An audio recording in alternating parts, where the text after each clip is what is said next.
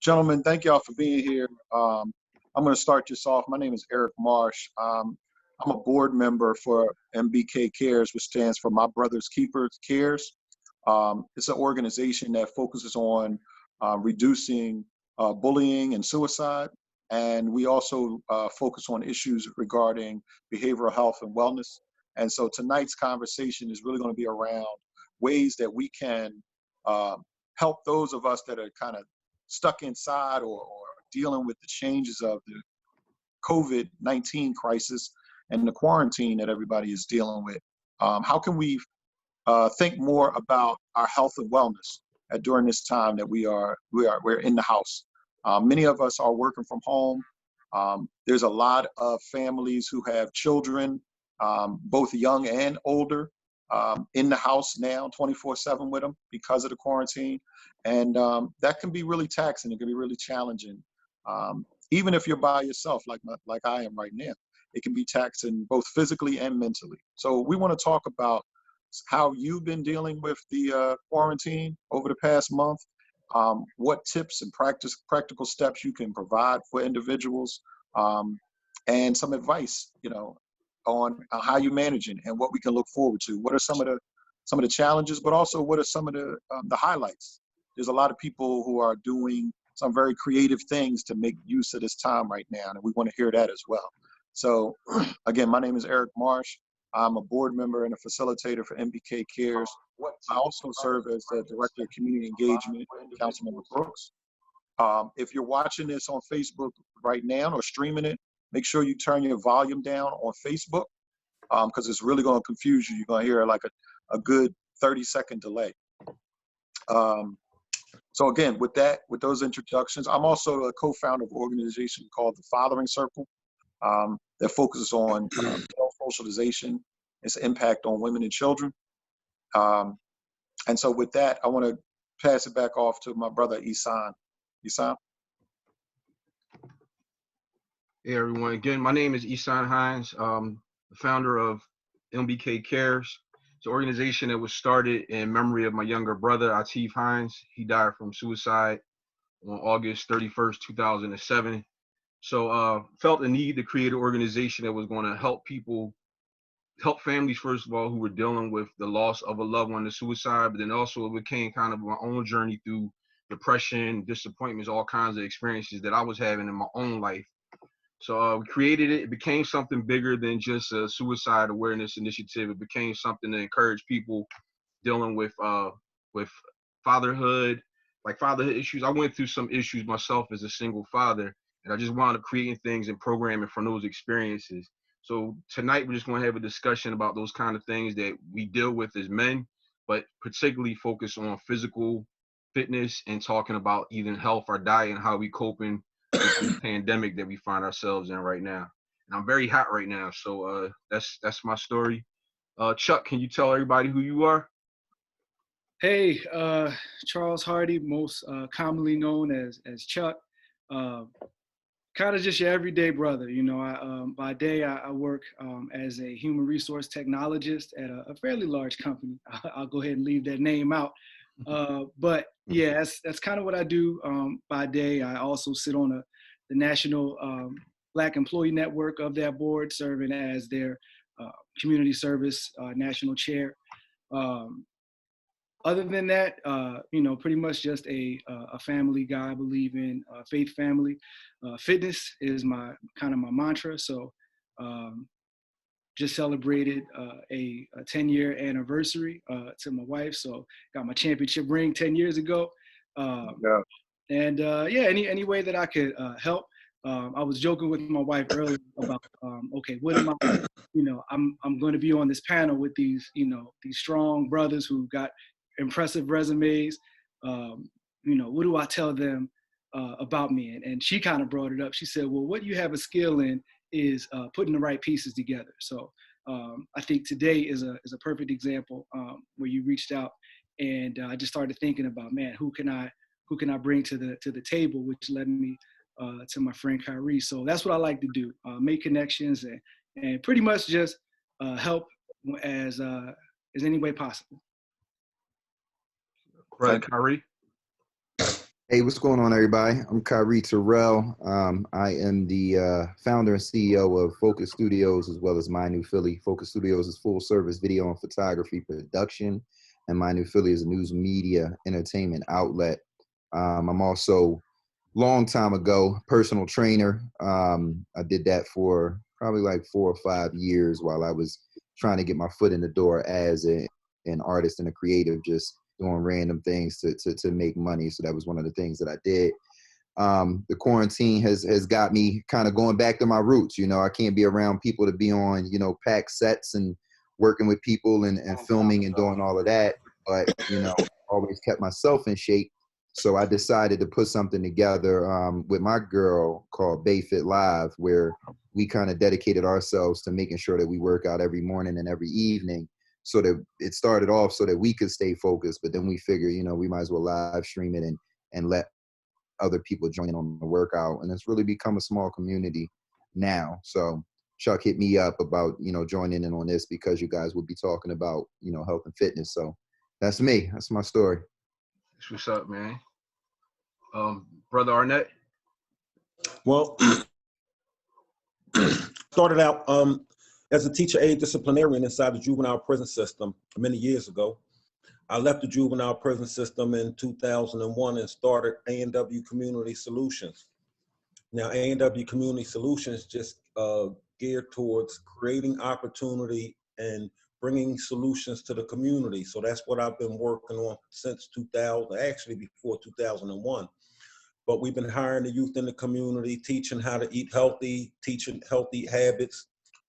Together with the youth that I was training and hiring, we built West Philadelphia Produce from the ground up on a heroin and crack lot over here in West Philadelphia, which has now been open for 11 years, teaching what health and wellness on a holistic approach in the community.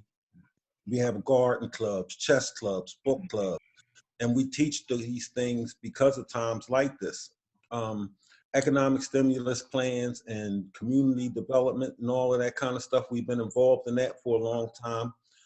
But, now that, we have this epidemic going on and we social distancing and we changing everything, our West Philadelphia Produce store is suffering a little bit. We can use more support because there's less people out on the streets coming out buying and doing things. But what we're offering people, like yesterday, a young man came to me. His father has been sick for 7 days and hadn't eaten in 7 days. So someone sent him to me, and I wound up making him some juices and some smoothies. And that was the first thing that he ate in 7 days. He hadn't eaten anything. So I got him and prepared a regimen for him, which started yesterday. And he ate yesterday and today, and I hope he's feeling better. I haven't heard from his son yet today. But what's going on in our community, we need to be having outlets just like this with people sharing information with our community. This is one of the most important things we could do right now is share information and teach the health and wellness of our communities. And we can't let people keep talking about let's just getting back to normal, because us as Black people, especially Black men, we don't want to go back to normal. Yeah. We need things to start back and open back up better. We can't come out of our out of our homes right now and come out into the community. I don't know if you've been out there and see what it looked like out in our communities, but the trash and the filth, that's where the disease and the germs spread from. And Philadelphia being the #1 city and big city in poverty, when they start talking about these economic stimulus plans that's going to be pushed towards communities and things like that, the city of Philadelphia needs to be based on a higher system for it, because we've been in poverty now for, I think, 10 to 12 years, the #1 big city. And they're talking about we're going to be a city that spikes in this coronavirus. So we need to be having these think tank sessions, and I'm just glad to be here. Thank you, man. That was good information. I got some questions for you off of stuff you just said too, man. Brother David. Brother David, you there? I'm here. Okay. All right. Good evening, gentlemen. My name is David Pringle, but I generally go by the name Pringle. I am a full-time employee at the University of Pennsylvania, and my career has been working with students, first-generation students who are trying to go to college, be successful in college, career and college readiness, and things of that nature. I do not have a business on the side or anything like that. I am married with 2 children, and I've been quarantined since, I guess, mid-March. I live in New Jersey, but of my 2 children, one was just born on January 7th. So it's been a very interesting transition to watch my little one grow and know that not many people have met her yet. She hasn't met her grandparents yet. She's met her aunt and uncle, but that's been about it.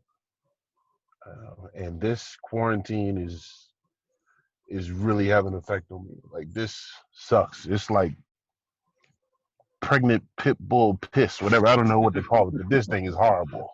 Mm-hmm. Yes, well, thank you. That's one of the reasons why we put this conversation together, right? Because both Ihsan and I, not only because of the work that we do with MBKCares, but also personally, you know, our first episode that we did last week was really focused on Black men's well-being, mental well-being, mental and emotional well-being while dealing with this.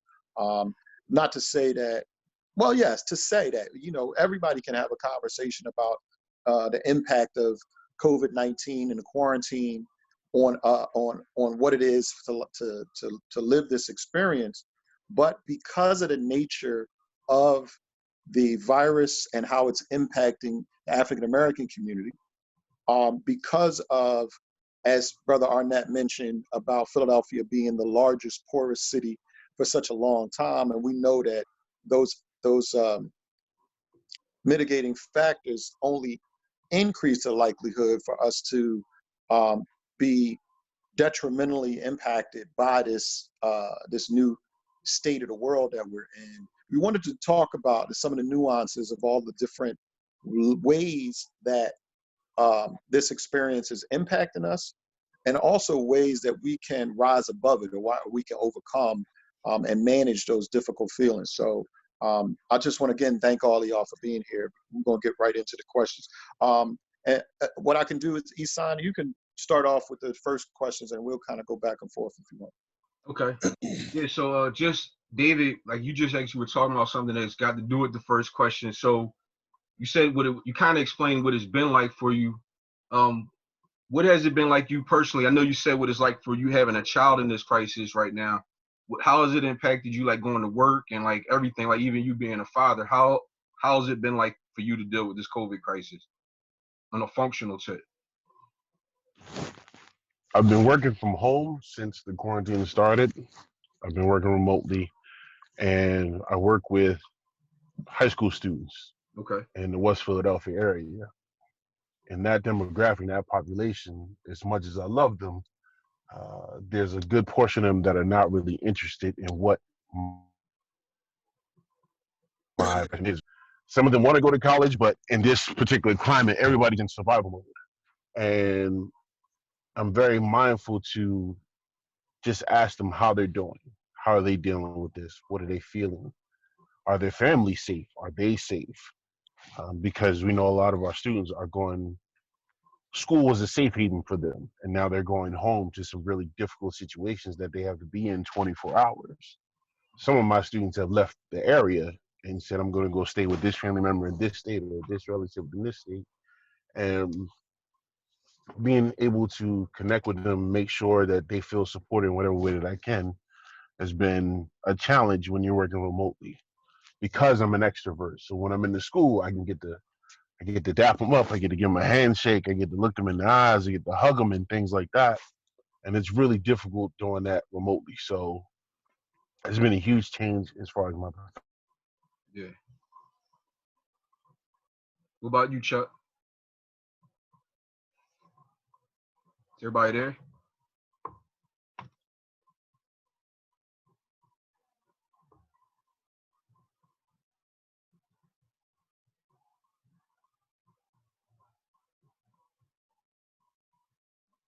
Many connections I have that are not as strong as I like them to be, but also how not judging my connections based off the current climate, because everything is changing about everything everywhere in this current climate. So I don't want to put a relationship that I have or connection I have in a perspective looking at it through the COVID-19 lens. and trying to go back to what it was like before this. And then overall, me personally, it's really challenged me to look intrinsically on what my value is and what my self-esteem and self-perception has been up until this point. When the excuses I had before, or not to do certain things, or assuming I had more time, and realizing that now I have all this time, but I don't even have the means to do the things that I kept putting off. So how that procrastination has gotten me to a point where it's really challenging to what is my self-perception of procrastination? How do I see it creeping up into my life? How have I coddled it? How have I used it as an excuse and things like that?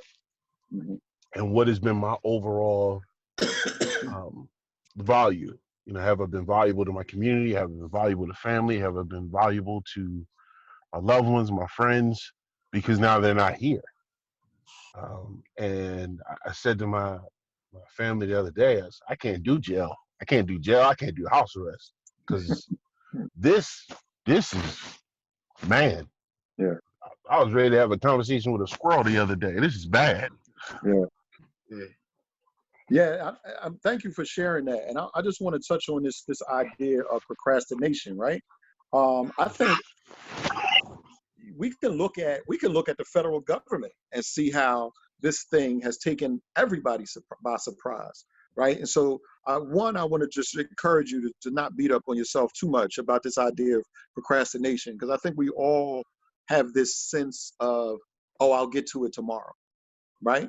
And I don't think, and not think, I know for a fact that our generation has never seen anything like this, right? And I think the whole globe is actually reacting to this in the very same way. There's a lot of us that have been caught unprepared.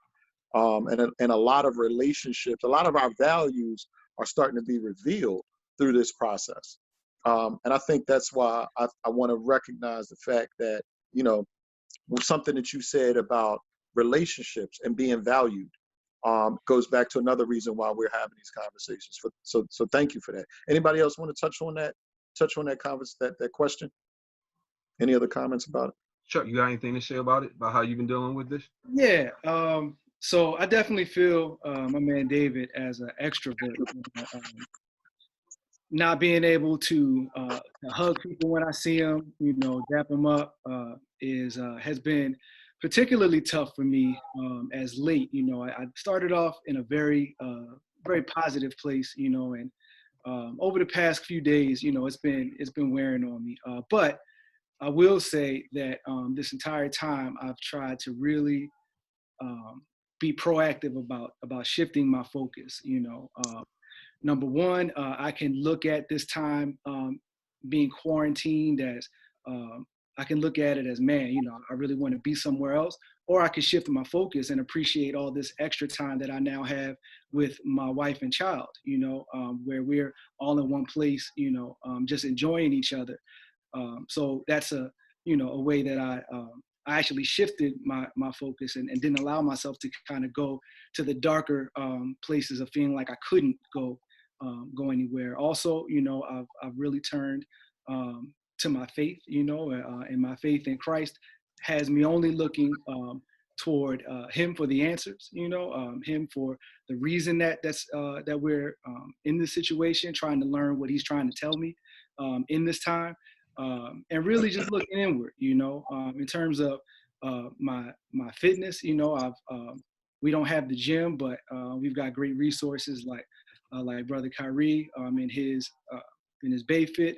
Also, there's another company that I support called GoRuck, where you literally put on a heavy book bag. You know, you fill it with with weights or sand or whatever you can get your hands on, and you just literally go outside and you walk. You know, you might try to find a hill, try to find some stairs, really push yourself. But you know, all of these things that you have to do to really push yourself into looking elsewhere. I mean, we've all got hobbies. You know, I'm playing. You can see in the back, I've been playing my bass a little bit more. Like I know Ihsan, you picked up playing the guitar. Mm-hmm. So these are all action items, that that I took the initiative to get out in front of. I mean, the reality of the fact is that it's tough. It's going to be tough. We're impatient by nature. So not only do we want answers, but we want them yesterday. But I think in all of this, we're going to come out of this with some really good lessons. We're going to come out of this with stronger relationships at home. But it's going to have to start with us shifting our focus. Another thing that I'd be remiss to leave out is that we've been utilizing resources that we've already had and that we might have taken for granted. Got really good books. There's Courageous Conversations Connect, which talks about having those tough conversations to grow yourself with those who are in your family. And what better time to do it than being quarantined in the house where nobody can, run from those conversations. You can not want to answer the question, but I'm only going to walk down to the bathroom and still try to have it with you because you can't go nowhere. So, yeah. I think we can, if we learn from it, and we truly believe that everything happens for a reason. When we hook up with the reason, when we find what the reason is, I feel like we can all come out of this, better, certainly better than what we were when we entered it. And that's not to be insensitive to people who are going through, financial struggles or anything like that. Don't want to overlook them. But even there, I think that we're going to learn a lot of the lessons that our grandmothers and grandfathers were trying to teach us, is that when you really think about it, we do less now with more. And back then, they were doing a lot more with a lot less than what we have available to us. So, I think we're gonna have to touch back into some of that and learn really how we can make some things stretch, so that when we do all come on the other side of this, saving will probably be easier for us. Learning how to do with a lesser amount will probably be better for us. So that's the way I'm choosing to go about my days is trying to refocus and recenter to look more positively into the situation. Yeah. Before we go to the next part, I wanted to piggyback off of what you just said, because one thing I appreciated that came out of it is some toxic, or not toxic relationships, but some toxic habits between me and some people in my family. They've gone away, or they've lessened tremendously because you kind of forced to deal with it up front. But I also realized like some habits that were like standard when I was growing up, like sitting at the table eating with the family, that's happening a lot more. You know what I mean? And you talked about like realizing resources you had. I was dealing with like unforgiveness for a fault that happened to me. I didn't realize I had a book on my bookshelf by my bed that was called Total Forgiveness. And I never even read it. It's a brand new book. And the other night I looked at it and started scrolling through, and it was a really decent resource. So I'm glad that you touched on that right there.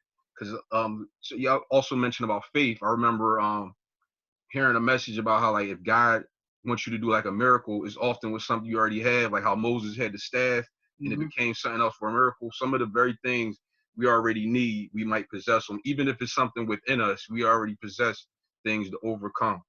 You want to shift that same question to Brother Arnett? What was the question again? I'm sorry. How have you been dealing with this pandemic, this crisis, the quarantine? Like, how have you been dealing with it? Well, influx of people that come around the store just for support and just to come talk and just to come see. And I have been having to encourage people not to do it. People have just been coming out just so they can get out, just to come talk to someone because they know we're open. But the people that have been coming, we've been teaching them and showing them how to boost their immune systems.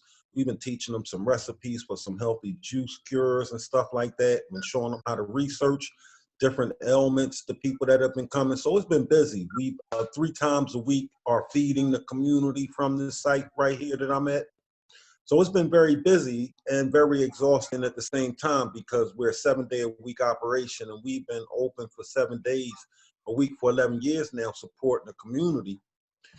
But this type of thing here, we need community hubs across the city of Philadelphia to reach out to our people, to be able to support our people. And as tired as we may get, we're going to be here every day as long as we can to keep supporting and helping the community and teaching across everybody that we can teach how to stay healthy. One of the most important things right now is to use the fruits and vegetables that you have in your refrigerator and in your homes now. Mhm. The fruit that you have, don't let it go bad. You cut it up, freeze it, put it in the freezer. We're making smoothies. We're teaching them how to make 100% fresh fruit smoothies. We're teaching them about the use of ginger, which I got a lot of people using ginger now. I just sold out a sea moss. I'm waiting on more sea moss to come in. So we're basically just pushing and teaching people how to fight this thing on a holistic approach, on a healthy approach. Our ancestors didn't have drugstores and all of that kind of stuff back in the day. They used their food as their medicine, and is another form of medicine. And we're just teaching them how to use their food better and more properly and eat healthy during this time right now.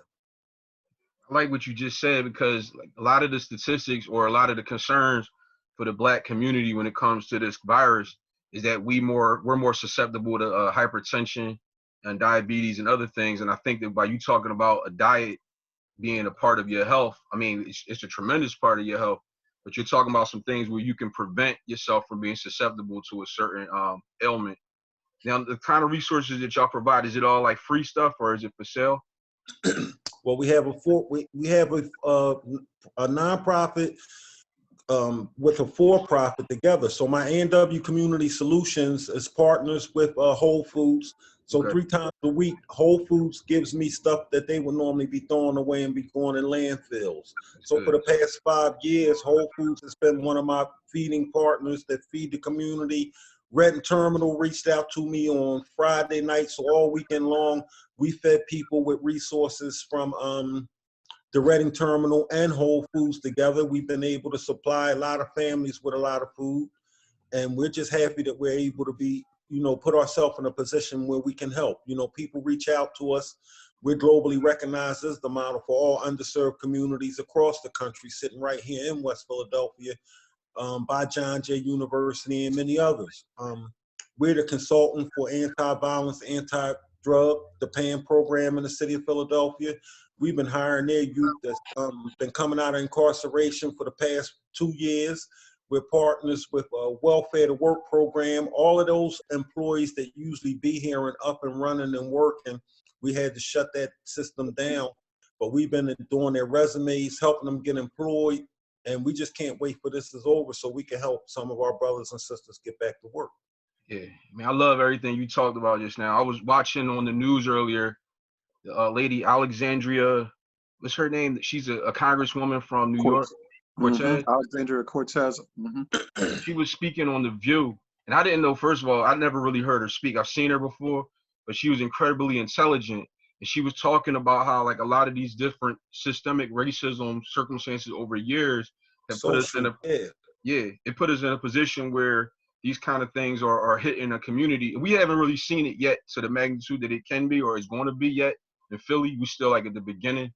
But I'm glad that a resource like what you're doing exists, because one thing I didn't realize even in Philly is that the people who are dependent on SNAP for their food and everything, like this around the time where people get their food through SNAP, through their food stamps and all that, those resources can't be used for online shopping. So people can't go to the supermarket to actually use the funds that they have.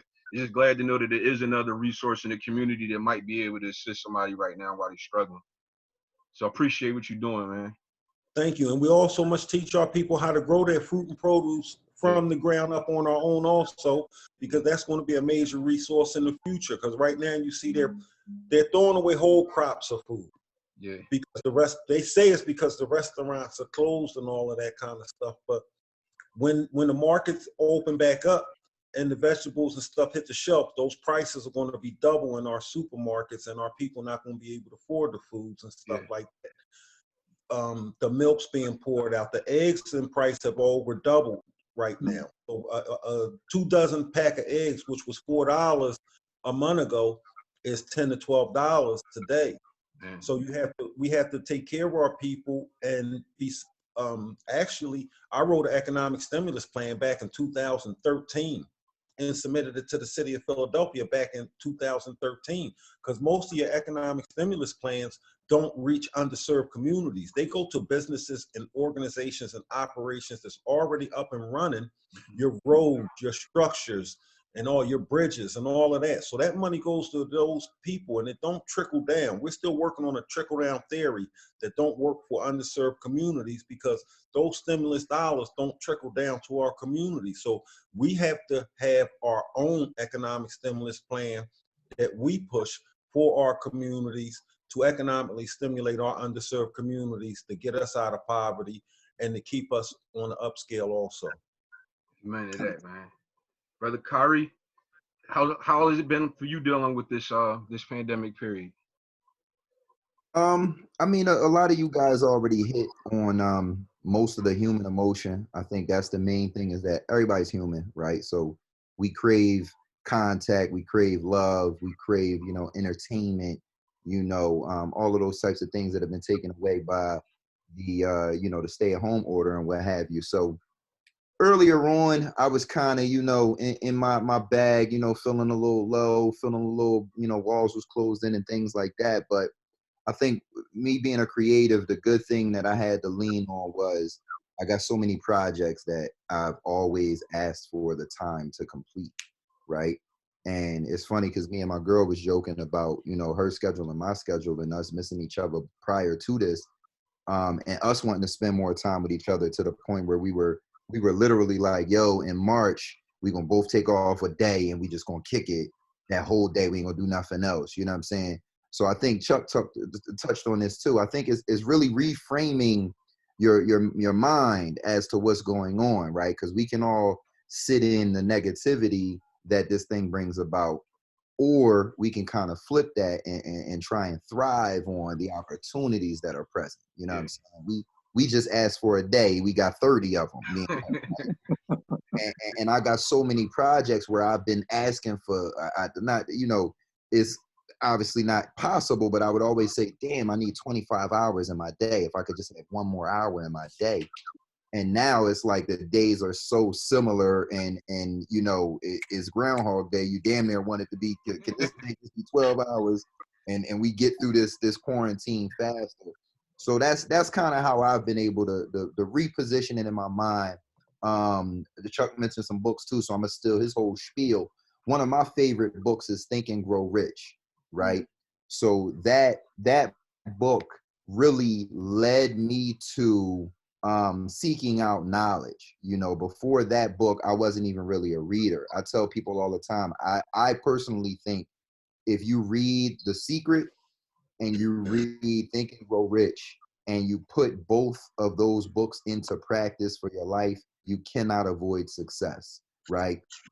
So what Think and Grow Rich taught me is literally to think, right? Instead of acting immediately, instead of getting down immediately, or even getting too high immediately, to think, right? So I've had, obviously, time to think over the last couple of weeks, as everybody has, and I've decided to channel my thoughts into how I can be more creative and how I can come out of this with all of the projects I always ask for time to complete, to write, to create. I'm done those things, or I'm at least in place to get those things done once outside opens back up, right? Rather than going back into the world with all of this load of things that I was asking for time for, right? That would be idiotic to me, to just be sitting on my ass for all of this time and getting worse as a human rather than getting better. So I've shifted my focus into, you know, when they open the gates back up, I have to guarantee myself that I'm a better human and I'm a more accomplished, self-accomplished human than when we went in. I like That's that. excellent.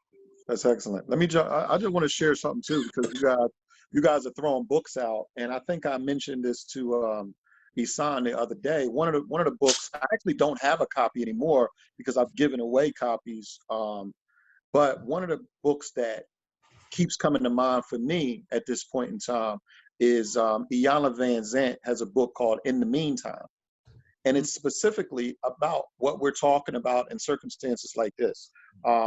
In the book, she talks about how we are usually in something or looking for something or the next thing, right? And so we're either in this thing or we're in the meantime, between times. We're either completely engrossed in the thing that we are functioning in, whether it's life, whether it's work, whether it's relationships, whether it's parenting, any of that. And then something comes along in life that completely upsets us, or upsets that process. It could be a quarantine, it could be a layoff, it could be a death in the family. And what do you do with that time in the meantime before you get to the next stage? So when we talk about, man, if I only had, or if I could only get to, right? But there's a process to that next stage. And that book that she talks about what to do in that meantime. And I think what you said, Kyree, I think it speaks directly to that. A question that I have for you that kind of relates to Brother Arnett, and the reason why we're all here is with your workout sessions that you've been doing with your partner.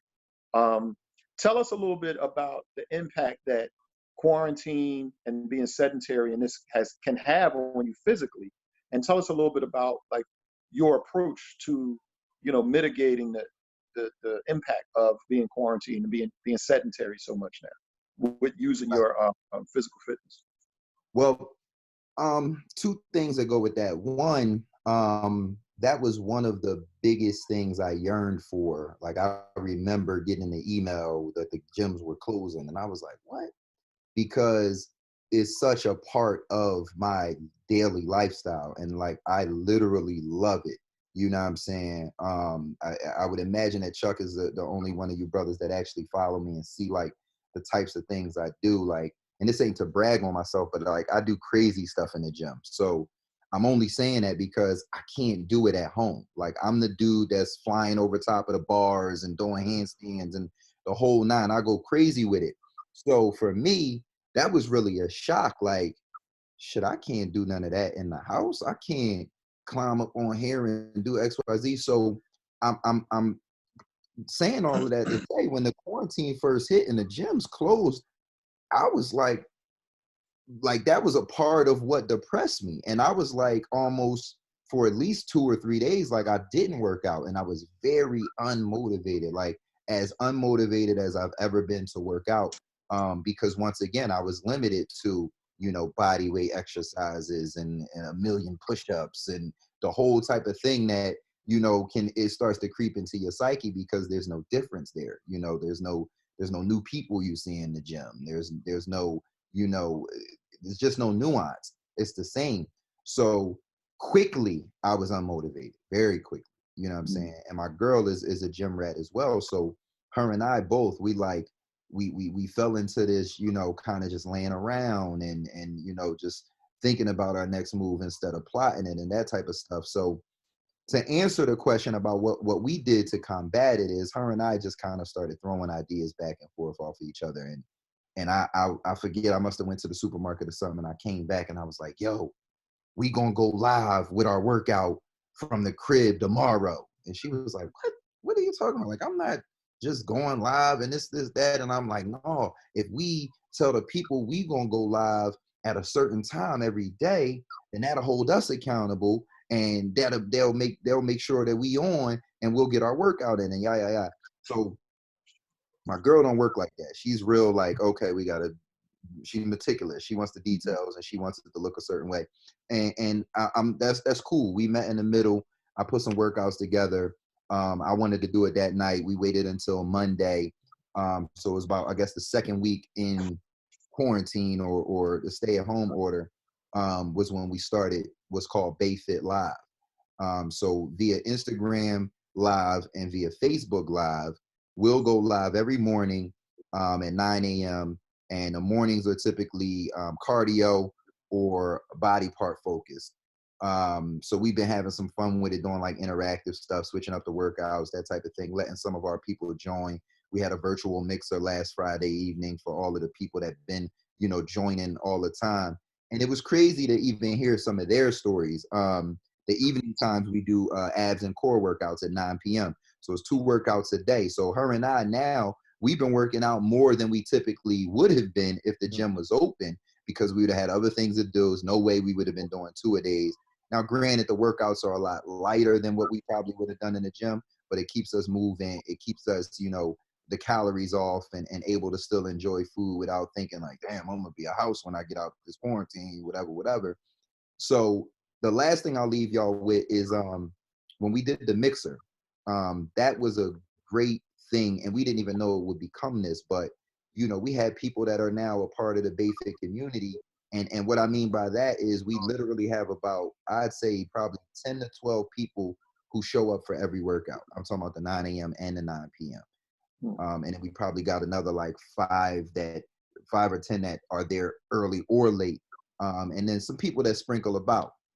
But in the mixer, I guess we had probably up to like 15 or 18 people check in, and people were really explaining to us how much it impacted their lives, like how much it gave them something to do where there was nothing to do, right? Nothing's on schedule anymore, right? If you want to, you get up at noon and binge watch some new show all day and eat ice cream if you want to, right? And there's nobody to tell you not to do that.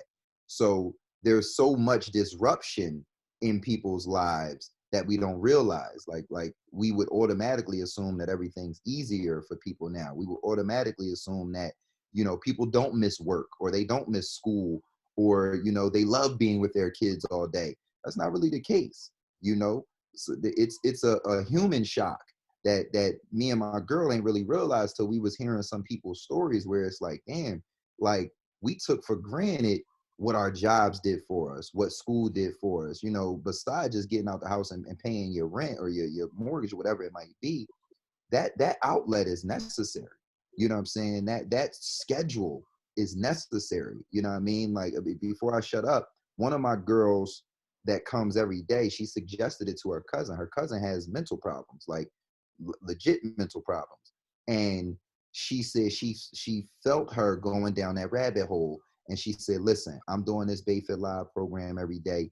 You need some structure to your day. I want you to do it with me. And the girl was brave enough to even say that in the mixer or in front of everybody. She said, I literally felt myself going into a dark place. And she said, just having this thing to do every day really restored some of her energy and some of her light. So she thanked us for that. You know what I'm saying? Another girl's mom actually is recovering from COVID. And she was telling us, that the workout every day kind of gave her something else to do and get her mind off of just worrying about her mother and caring for her mother. So we didn't expect to have that type of impact. But, we're very thankful and grateful for the people that join in. And then obviously, y'all see, I said all of that and I didn't say anything about how their bodies and their fitness was impacted, right? So that's crazy to even think about. Like people obviously have those testimonies as well. But when we heard the other things that it was doing, we was like, damn, we didn't realize it would be this important. We just wanted to work out all the time. Yeah. Well, I thank you for sharing that because, again, that highlights the purpose of this conversation, right? To show the mind-body connection, to show that a sedentary lifestyle impacts you both physically and psychologically and emotionally. I'm gonna tell you, like, if I turn my camera off, I'm gonna see if I can do it because my profile picture is actually, that's me at the gym. And I was only going for maybe about a week or two consistently before the quarantine started, right? Oh, and so when you say that you was a gym rat and how it impacted you, it impacted me. And I hadn't even really developed a fully scheduled routine yet. But because it was something that I could feel in my body and I could feel psychologically, how it benefited me. I recognized the importance of it. But something I wanted to touch on with you was this idea of, the daily routine of us going out of the house and going to work often pays the rent and pays the mortgage. Have you, first of all, I want you to share your page, whatever your page or your hashtag, your Instagram is, so people that's watching this can actually come on and support you as well. Because I need a routine, so I might be on there tomorrow morning at 9 o'clock. Me too. But that's right, because he said, Ihsan, when he said 1 million push-ups, I was looking at you and you're 6. I was like, I can get a good 20. And me and my 3 push-ups, but we're not going to talk about that right now. But I want you to share that information. But also think about, and this is for all of y'all that's on here, think about the economic impact that the quarantine has had on you. Most of us have said we've had the benefit and the fortune of being able to work from home. But what have you considered how that your workouts might be able to be monetized if you want a YouTube or if you started something like that? What are your thoughts about that? Yeah, so it's funny that you asked that, and that's kind of how I started with my introduction. This is something for me that I've been going so hard for so long that people have been asking me to train them, and I've been consistently saying, I don't train anymore. That's not what I do. I'm a filmmaker. I'm a content creator. That's what I've done for the past 10 years. I just love fitness, right? So I wasn't going to go back in that area, but now there's so many people asking for it. You know, my girls all into it with the apparel and all of those types of things. So now we're definitely thinking about post-COVID and different opportunities of income. And now that we built this community, will that community support us post-COVID, and will that community grow? So we've definitely been thinking of ways to do that. I already got post-COVID clients set up, one-on-one training sessions set up, because the way I look at it is I've applied, and I urge you brothers too, if you haven't, I obviously don't know everybody's financial situations, but I've applied for everything. I've force qualified myself for everything. Some things come back, some things don't, whatever. But the way I'm looking at it is, if we prepare the right way, the playing field is really going to be level coming out of this if it lasts another month or two, right?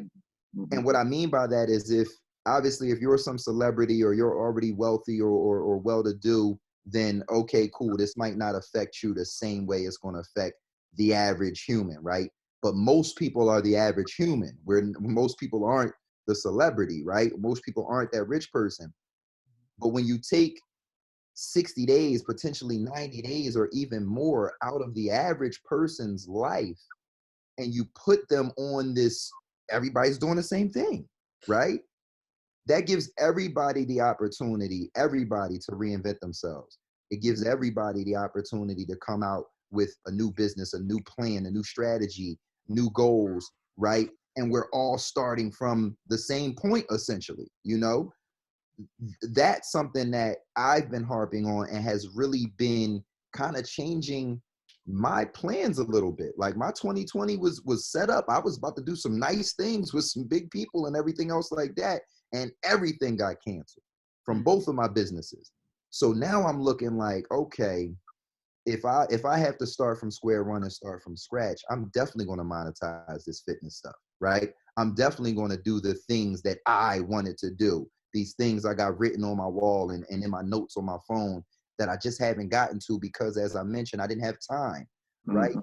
So that for me, like I said, if this thing lasts, you know, another 30 days, another 60 days, whatever it may be, I'm definitely going to be doing different business. I don't know how much of the same business where I came in, because there's no guarantee that the things that cancel are going to come back to me, right? So I'm thinking about all possibilities, and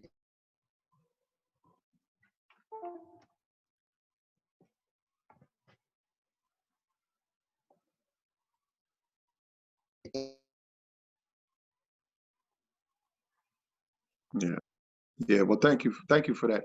I want to kind of transition to something we were talking about, and everybody has touched on it a little bit.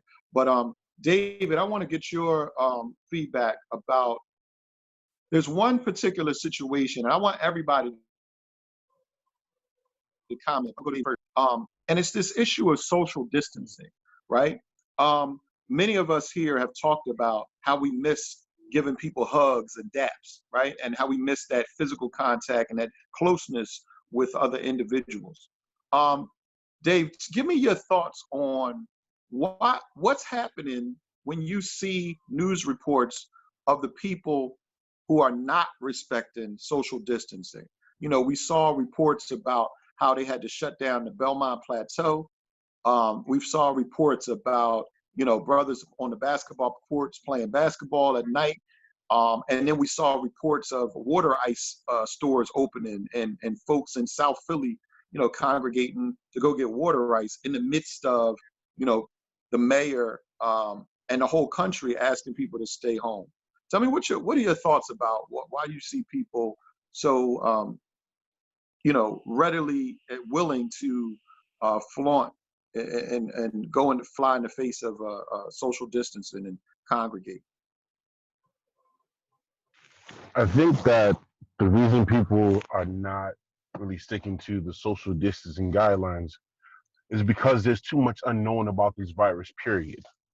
If you tell me 1 week that it can last on cardboard boxes, and then you can tell me another week it can last 3 hours airborne, and then another week you tell me it lasts 7 hours on a door handle, and overall you're telling me that I can wash my hands and use hand sanitizer and decrease my odds of getting it. But on the flip side, you haven't found a medicine that can kill it. The information that I feel that I'm getting is too erratic, shall we say, for me to really appreciate the value of social distancing. I think when you look at our people, African American people are very affectionate. We're very energetic. We love, many of us, I'll say, appreciate being touched and being dapped up and being clapped up and everything like that. And I think when you look at how we socialize with each other, most of it is physical. Most of it is very physical. And then you're telling me that now it can't be physical because of this unknown transference of this unknown virus. When, how do you social distance when there's 8 of us living in a 2-bedroom apartment? That's not really possible. How do people in an apartment building in a project social distance when there's one elevator to go up 22 floors or something like that? And let's not even take it from that perspective. How do you social distance in the city itself? I can't even walk down the grocery store aisle without being 8 inches from somebody next to me who's going in the opposite direction. So overall, it's like, okay, I passed that person. I was in Walgreens 3 days ago, and they have the lines out asking everybody to stay 6 feet apart. And then earlier this week, it said, okay, it can travel up to 13 feet apart. And then I saw the clip that said, okay, this is how it spreads if you're jogging or running or something like that. And at this point, it's like, okay, neither one of us are bubble wrap. So unless I legitimately bubble wrap myself, and thank you, sir. All right, take care.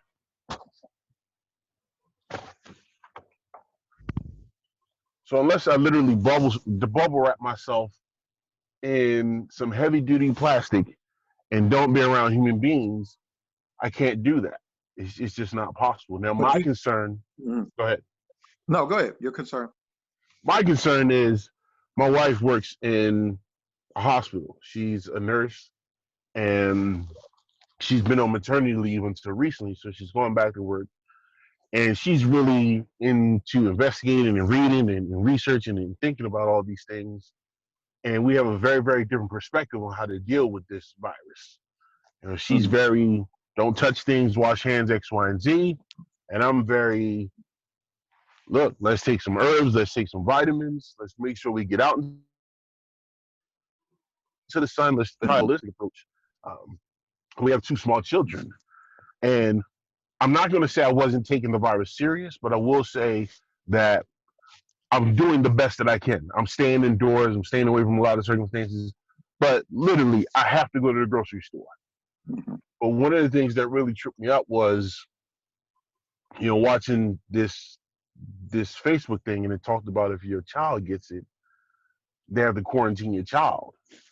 And the thought of my daughter's face not being able to be around me developed a new heightened sensitivity about it. So then I said, okay, I was already washing my hands, X, Y, and Z, but I'm still very cautious about who I'm around, what I'm doing, everything like that.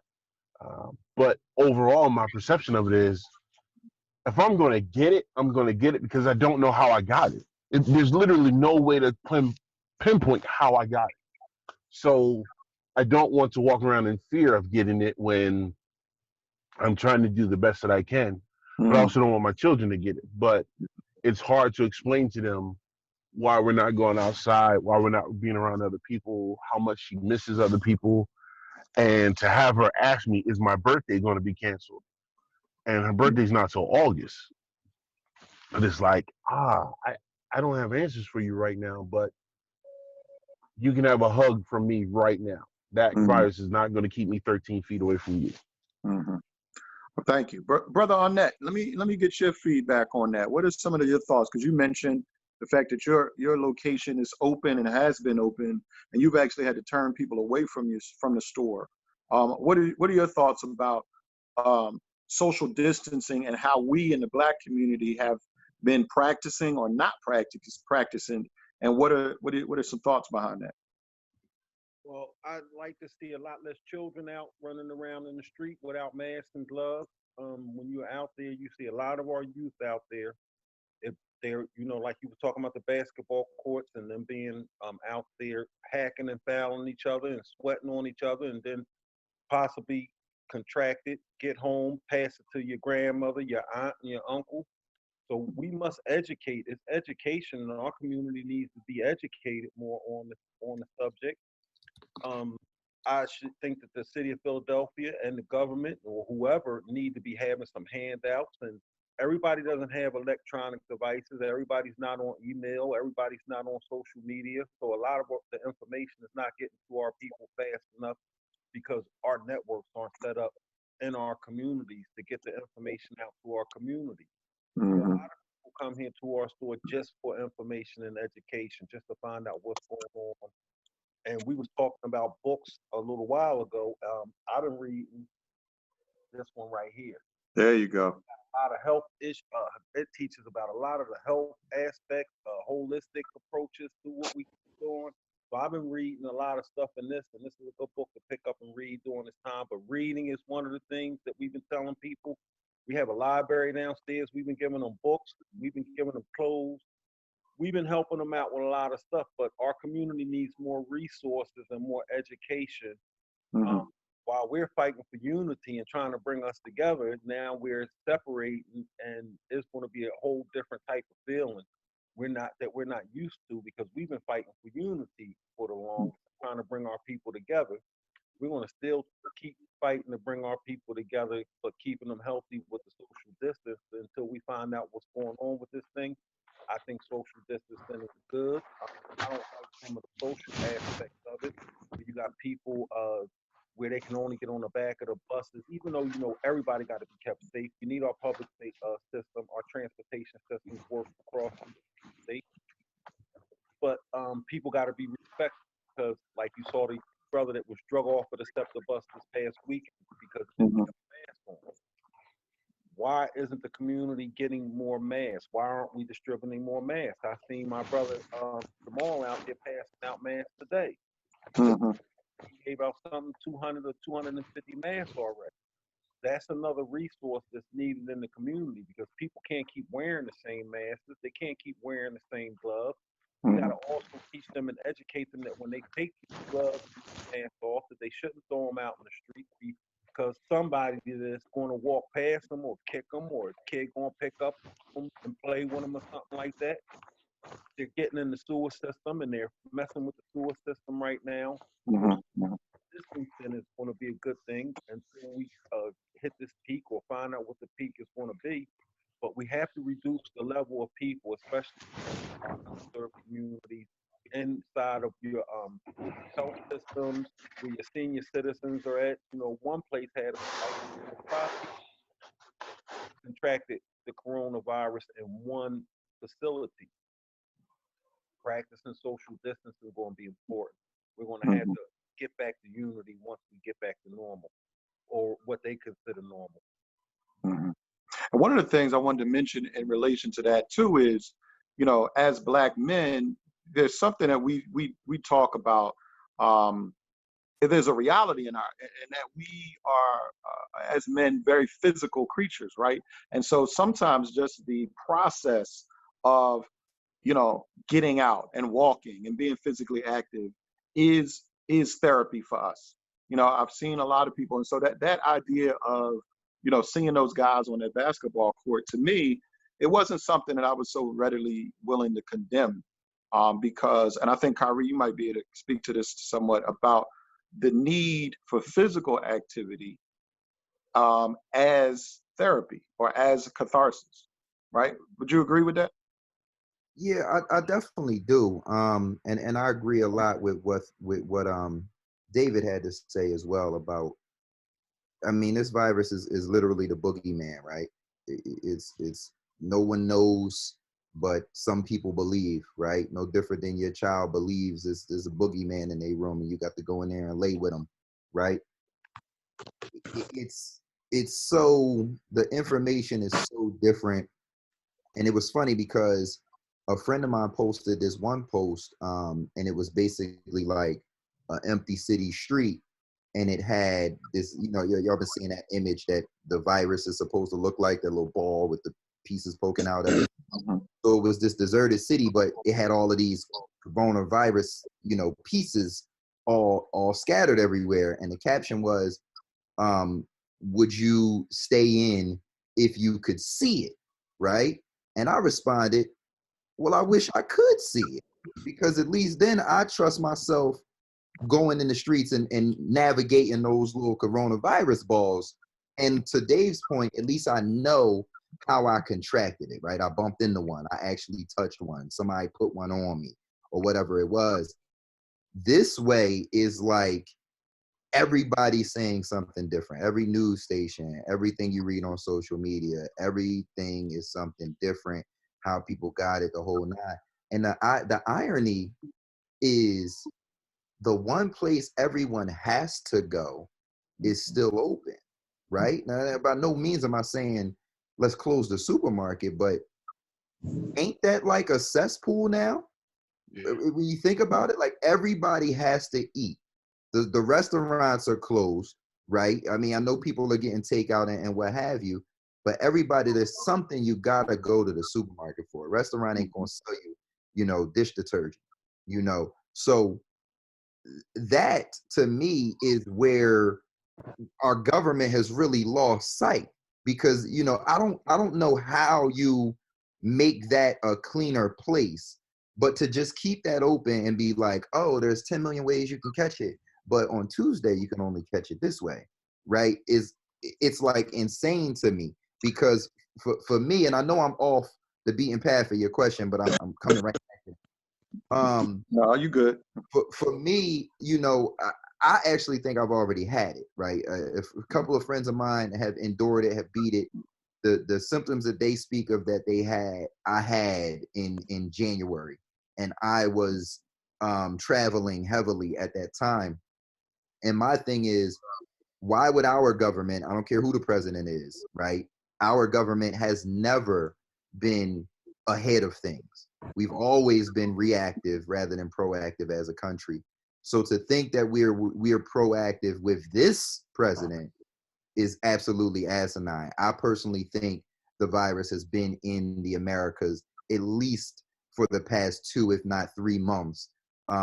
Because even when I mean, China's an open place to visit and go back and forth. So even when, if you're believing that people can be asymptomatic, people can carry it for 2 weeks before they show symptoms, all of those types of things, then that means when it was in China, there's people that came from China here or anywhere else in the world, and other people came here. So this thing has been passing back and forth since before then. I say all of that to say I understand why some people have no fear of it. And obviously, young people think they're invincible, right? So I don't necessarily think that the young people that we saw on the basketball court, there was another video where they were having a party. There's been numerous photos and different things about people congregating during this thing.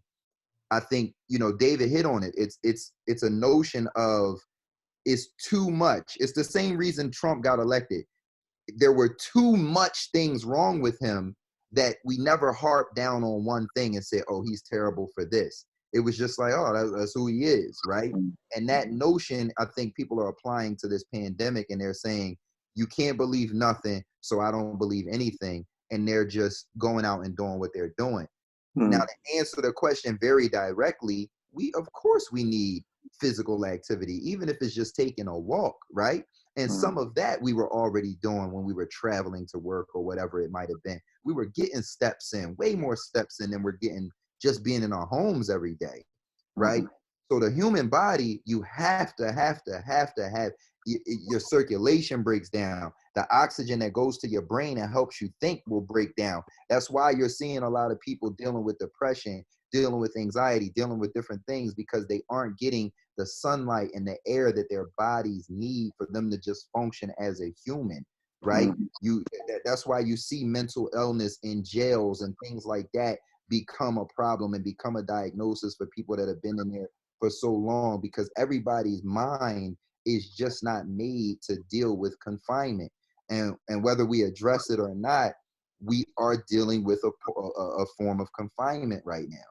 So I encourage people to go outside, right? Even when you're gonna wear your mask or you're not gonna wear your mask, go outside, take a walk. Me and my girl took a walk last week, and it was one of the most liberating things, right? You think about something so minuscule, but it was like, you know what? We just gonna take a long walk, just out the blue, and we did it, and we both felt amazing, and we attributed that to fresh air not circulating through us on a regular basis like it once had. Vitamin D not seeping into our skin like it usually had in a regular basis, not getting that full body sweat that comes with a long walk or a run or whatever it might be, where your pores are opening up. Your body has to function in those ways. So I encourage anybody who's watching it, and you fellas, do something, even if it's not every day, do something that makes you sweat. Go outside, whether it's just on your porch, your balcony, whatever it might be. If you live somewhere close to a park or anything like that, go take that walk in the park or that walk around the track and things like that. And by no means am I saying I want anybody to endanger themselves, because I know you're going to encounter people once you do go outside. But take the precautions that you need to take. Do whatever you believe in. If you're one of those folks that ain't wearing a mask, that ain't washing your hands, that ain't doing whatever, that's totally up to you and on you. But definitely be fit and go out there and get the sunlight, get the oxygen your body needs. Your body needs that.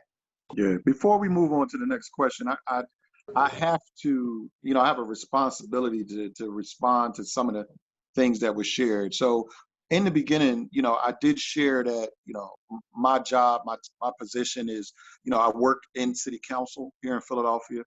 I work for a council member. I have to stay on top of the press conferences that are offered every day from the city. But I also check in on different cities like, New York and Chicago. I follow the federal news, the World Health Organization. And so I'll say this to this idea of the virus being a boogeyman, right? Because I just watched a TED Talk recently that really alluded to this idea of how do you get people to do the right thing? You can't chastise them and tell them, you know what, you can't do X, Y, and Z. Why? Because part of our human makeup is we are going to rebel. We're going to believe that we are the exception, or that it's not that serious until we actually encounter it firsthand.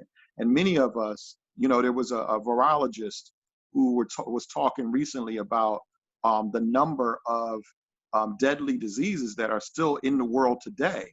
But because we as Americans have had vaccines for so long, and we live a relatively comfortable, healthy life with clean water and clean air, relatively speaking, we don't get the chance to see the impact of these viruses. And because of that, it's very easy to take it for granted because we don't see it impacting people. I personally have known a few people who have contracted it. One brother just spent 9 days in the hospital, and he was, going Facebook Live from the hospital bed, talking about it and how it impacted him, how serious it is, and not wanting to carry it back to other loved ones. That's one of the things that I think, if you look at the statistics, there was a weird trend that occurred when it first happened. So when you mentioned about how long it might have been in the United States, it's been documented that the first case in China, in Wuhan province, occurred in December. And they're figuring that person must have contracted it sometime in November. The first cases were reported to the United States in early January. But because it wasn't a pandemic, because it hadn't spread beyond China at that point, and nobody knew what it was, there wasn't any serious reaction. Once it did start spreading, as you said, the president didn't respond to it appropriately. Now, if you go around and look at, there's a video that President Obama did 5 years ago, where he was talking about Ebola. And the president put into place an actual department and an agency to deal with pandemics, specifically because of what Ebola had done to so many countries around the world. President Trump, when he first came into office, dismantled that office. So when we talk about the lack of masks, we talk about the lack of federal response. You know, the lack of federal response falls squarely on this current president that undid all the hard work of the previous president that healthcare professionals around the world knew that this virus was going to come. They didn't know the specific virus, but they knew it was going to happen. And so I want to kind of dispel this myth or this idea that there are all of these ways that it gets transmitted, right? The reality is that it gets in your lungs. Once it gets in your lungs, that's the problem.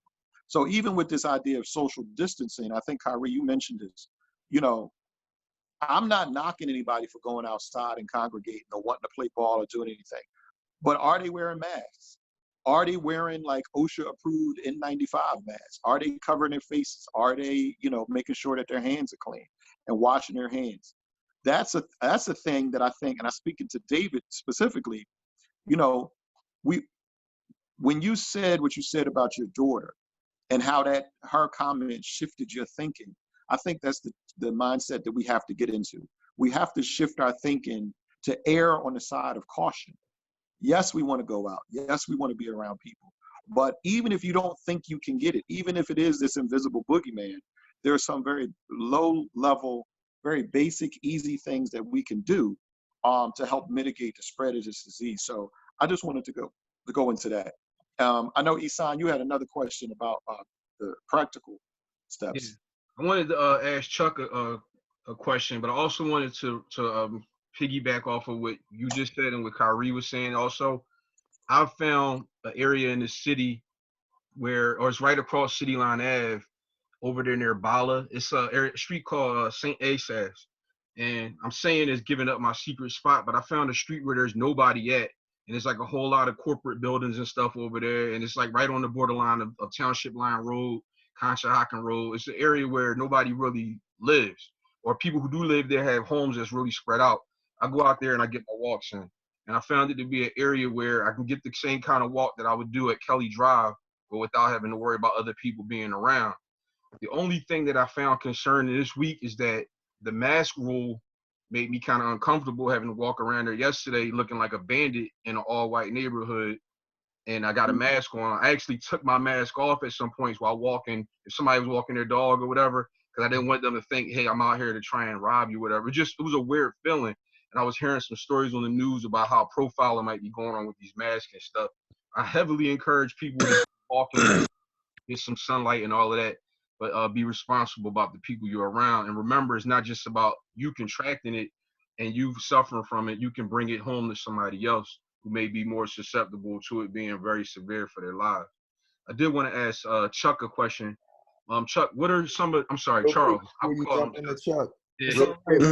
I got to get ready to get out of here, man. I'm being summoned to the kitchen. We got to get some food in us before I work out tonight at 9. Okay. I got to run, but it's been real with y'all fellas, and I'll share it when it hits the Facebook. All right, before you roll out, can you just spell out the name of what the information is so people can follow that page? Yeah, what's your page? It's just my name on Facebook. If you just go to my name on Facebook, we go live from Facebook under my name, which is Kyree Terrell. If you're on Instagram, it's BayFit Live. So just BAEFITLIVE, BayFit Live. Okay. Excellent. Thank you, bro. Tag people in that information when we repost this video as well. I appreciate you for your time. Enjoy your night, man. Cool. Appreciate all y'all too. Thank you. Yeah. Can I add something real fast about the exposure to this virus? Yeah. Okay. I just also want to say that the way the story was put out about the young kids playing basketball and everything like that puts a spin on it like they were 100% irresponsible.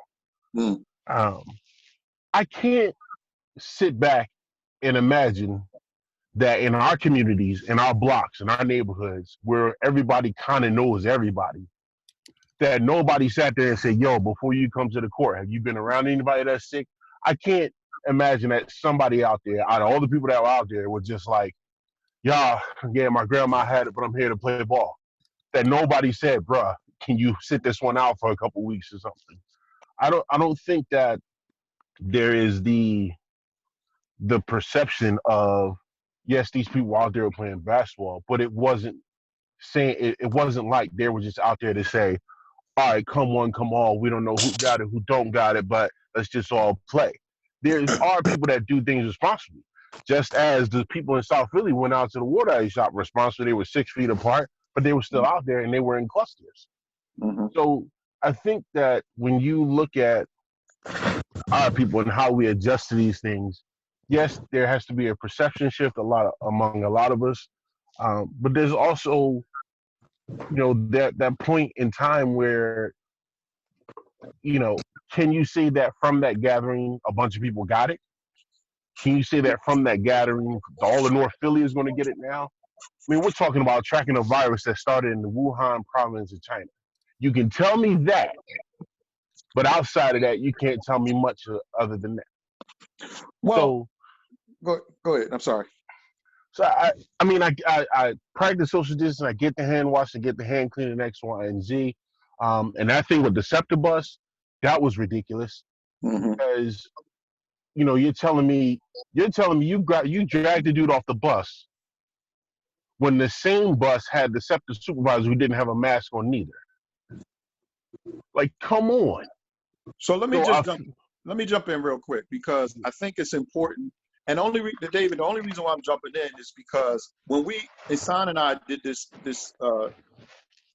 Facebook stream last week, we had some inside information.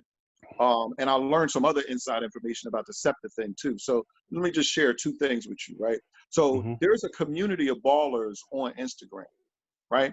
And so there was an ongoing conversation during the quarantine where these playground, these court legends, these guys from the neighborhood who are well known and real good ballers, but on quarantine, were going back and forth and like creating this conversation about playing the game, about getting out there. And so the reality was that it came from this sense of wanting to compete, right? And so I can't say for sure that they did any screenings, that there was any conversation about, hey, do you have it, do you not have it? When they showed the photos, there was a very small percentage, maybe about 10% of the crowd, that actually had their faces covered. But I put that out there because there's a lot of rumor and there's a lot of conjecture that's going around our community about some of the information when there are specific details and information that is readily available. And so I just want to caution people to be mindful to not throw the baby out with the bathwater, right? Just don't reject everything. Because even with that situation, the way it looks on social media and on the news, when you saw that SEPTA situation where they dragged the boy off the bus, and then you saw the supervisor on the bus with no mask, that was actually two different buses, two different times a day. But the way the news article is edited, people think that that's the same bus, and it's really not.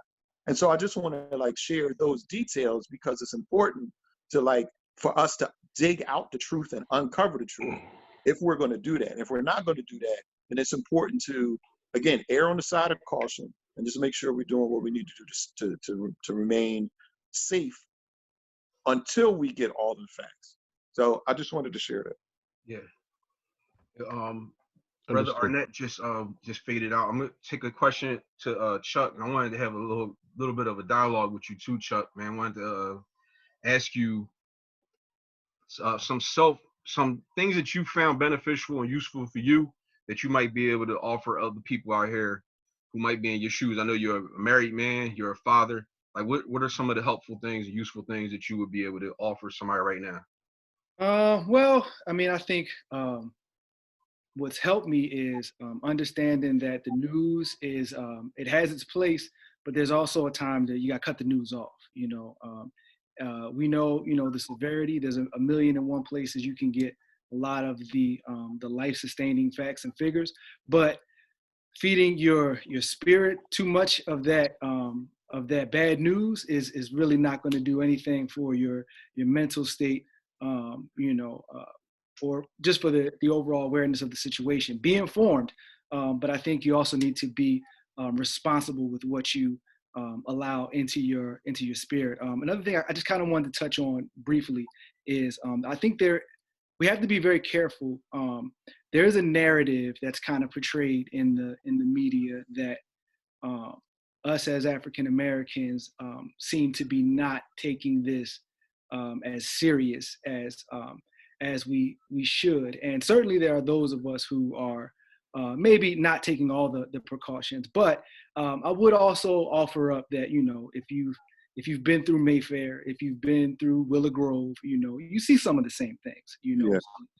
So certainly, us talking to our people, is, hey, we need to do what all we can, but we can't let also the news portray that, hey, the Black community is just out here, not paying this any mind. So I think that kind of ties also into making sure that we're not feeding our spirit only the negative stories we'll get from the news. There's a lot of good things happening for as many people as there are who they're succumbing to this deadly virus. There's a lot more who are recovering and who are, Yes. who are getting it, who are taking all the necessary precautions, who are making their way through. But how I'm handling this is because I feel like my role as the head of my family, as the one who they look to for protection, is to model that behavior that keeps us all safe. Wearing my gloves when I'm out. Wearing my mask on, being careful not to touch my face, washing my hands. Those type of things are very simple. They're not fail-proof, but if it can take you from an 80% chance of contracting the virus to a 20% chance, I think we should go ahead and do those things to better our odds. As a man of faith, I certainly believe that God has a plan that's already written.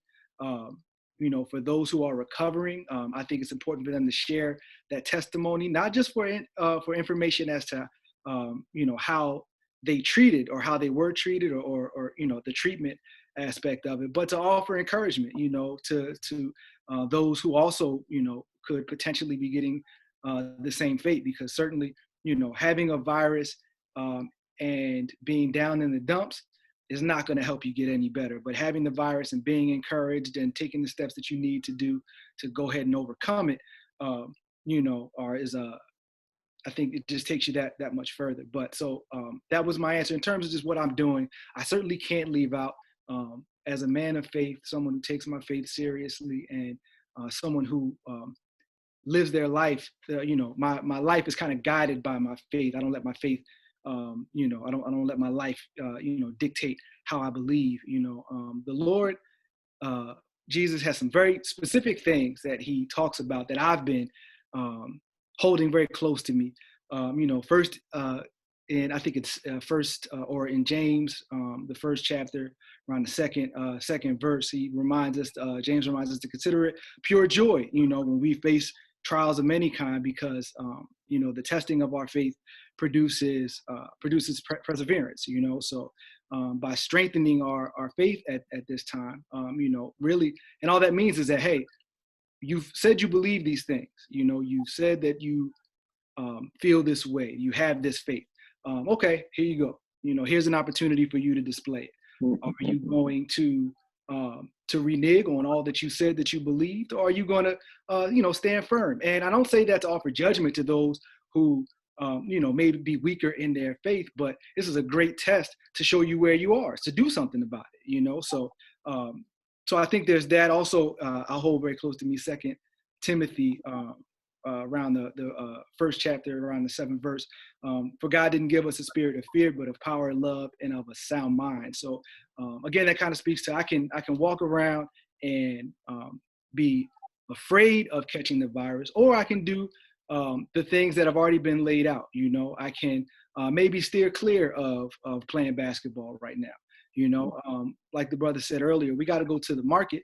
But while I'm in the market, I can take the proper precautions. I'll share a story. I was just at Sam's Club day before yesterday, and you know, it was an interesting experience. You know, there was a long line even waiting to get into the store before you can go in. And while I'm out there, you know, I'm a notorious people watcher. So I'm looking around, I'm seeing who's observing, who's not observing. And, you know, there was a woman who I saw her walking, and she's got the mask on, you know, and she's doing the right thing. So I'm like, okay. And the Sam's Club is in Willow Grove. So I'm really, you know, quietly rooting for my brothers and sisters. Like, all right, come on, let's model this great behavior. And I saw her walking, and she lifts the mask up to smoke a cigarette and puts the mask back down in between puffs. And I'm thinking like, man, you know, I don't know if that's the best usage of your mask, sister. That combines the unhealthy habit of smoking while we're in a disease that affects your lungs significantly. And then also you got to bring that cigarette to your face, so you can't tell me you're not touching it. It's just, you know, had I been in a different mindset, I probably would have said to her, hey, you know, maybe that's not the best, but I'm minding my business.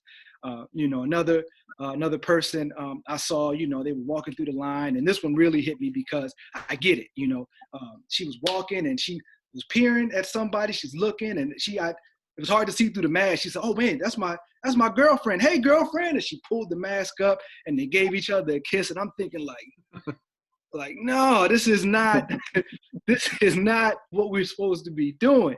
But, you know, all that to say, hey, look, you know, we got to do the best we can. I think if we, as I've been doing, you know, you're not going to get it 100%. I'm not going to sit up here and say, hey, there hasn't been a moment I haven't been driving and I wear glasses, so I might touch my face.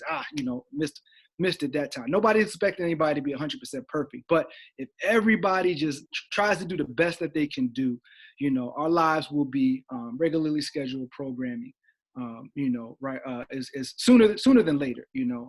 But I think to answer another question that you kind of asked me, my faith kind of gives me all the tools that I need to both endure and to come out of this better than I was when I got into it. Yeah.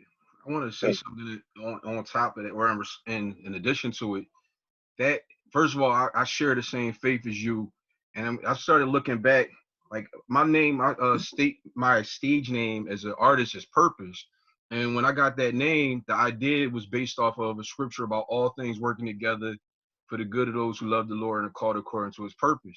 And a lot of things in my life have not gone what I would think were ideal, but on the back end, I was able to see a need in there, a purpose, but it usually had to do with like character development. It had to do with like the way I treat other people more than it just had to do with blessings or certain opportunities for my life.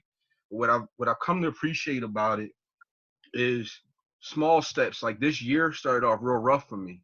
It started off with going through a breakup to start the year, and then my favorite athlete died in January. Kobe Bryant died, and I remember feeling like already distraught and heartbroken, but also feeling like, dang, like it reignited a feeling of death that I experienced when my brother died, and it started hurting me in ways that I just was really, really, really damaged. But my faith was already starting to be going through like a revival, because I started actually going back to church. I hadn't been to E9 for several years, and I actually ran into you at E9, Chuck. And I'm thinking about how none of us had any idea that this was about to happen. And now I'm looking at like how God purposed to allow certain things to go on then, so that while this is going on, my level of fear is actually lower than it should be. Like lower than what I see other people at is what I should say. And I hit a moment where like 2 weeks ago, and it's not to like brag or nothing, but just to like give a testimony. I hit a moment where I was like, in a process right now of this country of like economic downfall, I haven't been feeling it yet. And I'm not to say that to brag and say I'm not susceptible to it, but I actually still have my income coming in through a job, even though I used to feel ill feelings towards having the type of job I have. That job is now a way that God is using to sustain me while at home.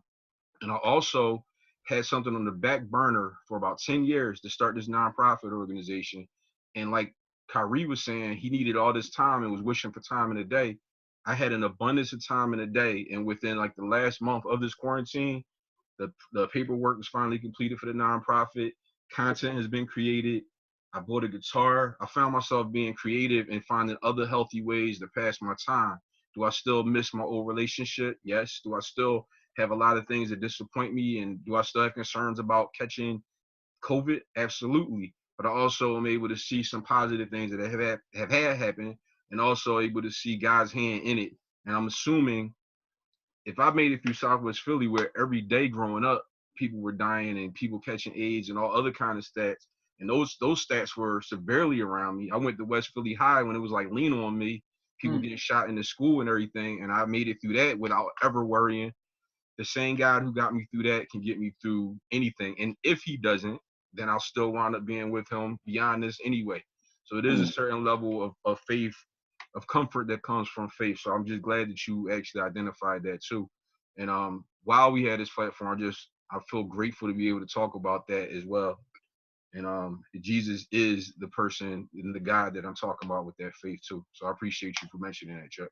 No, I mean, there's one more thing that I kind of wanted to mention, and it was everything, it's kind of on the heels of everything that you just mentioned, but and this using this scripture a little bit out of context, but I feel like, if it can bless, it blesses me in this way, so this is the way but Romans 12:2, don't conform to the patterns of this world, but be transformed by the renewing of your, of your mind. It's kind of what I talked about earlier, and what you're doing now. Like you said, you've changed the way that you thought about something. A lot of us had jobs that we came home at the end of the day and we're like, man, this is a rough one. I can't wait for the weekend. But how many of us are thankful for that job even now, and the fact that we're able to kind of stay employed and still be working, so when I read that scripture, it does, kind of inform the way I look at the virus, and my attitude towards it is, I could do what the natural urge is to, to be gloomy and to be upset, and I really thank my pastor, Reverend Dr. Alan Waller, for really modeling, this responsible faith, that, certainly we're a people of faith. If we are told that if we have the faith of a mustard seed, we can move mountains. Yet, we're still going to cancel services. I mean, we're going to stream them, and we're going to, take all the necessary precautions. There's a balance there, that we are called to be people of faith, but not foolish at the same time. So that is another way that I really feel like, our faith is really key, and we can't lose track of it when times get tough. But those are the times to really cling to it or leave it, cling to it a little more. Yeah. It's beautiful. Yeah, that's beautiful. Thank you for sharing that. Brother Dave, you still there? Yes, sir. I'm still here. Are there any practical things that you would like to leave if you had a message right now to say to somebody who might be viewing or listening to this, something you would just encourage them to do that may have been working for you? Well, I do not practice a faith or practice in any particular religion. What has really been positive to me is just to be around my children, be around my family, and just look at them and watch how they are growing and developing. And I'm able to have talks with my daughters. I'm able to whisper to my baby's ear that she's going to be great, that she's going to do a lot of great things in life. And my other daughter is 6, and I have great conversations with her, asking her how she feels about life. How does she feel about what's going on? What she understands about the virus. And looking and being able to talk to the two of them assures me a hope for the future, that at some point they're going to grow into adults and do some great things. Anything outside of that, I will not entertain. So that is where I have placed my hope in watching them develop to be these amazing young women who are for people in life and be great leaders, and constantly reiterating that to them and telling them that and whispering that into the baby's ear. That is the thing that keeps me going, that I can do it tomorrow, and I can do it tonight when it's bath time. I can do it tomorrow morning when it's story time. And watching our relationship develop, where I'm having a much more direct and prolonged influence on their day to day, whereas opposed to I'll be gone for 10, 12 hours a day at work and things like that, and then come home and have 2-3 hours left with them.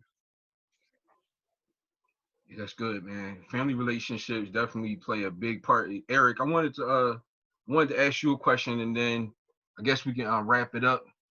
For you personally, man, I know this is a touchy question actually, man, but I know a lot of people right now, this is supposed to be like the hard time that everybody's going through, right? As far as like the most death that we've seen from it in New York, and I guess it's coming our way.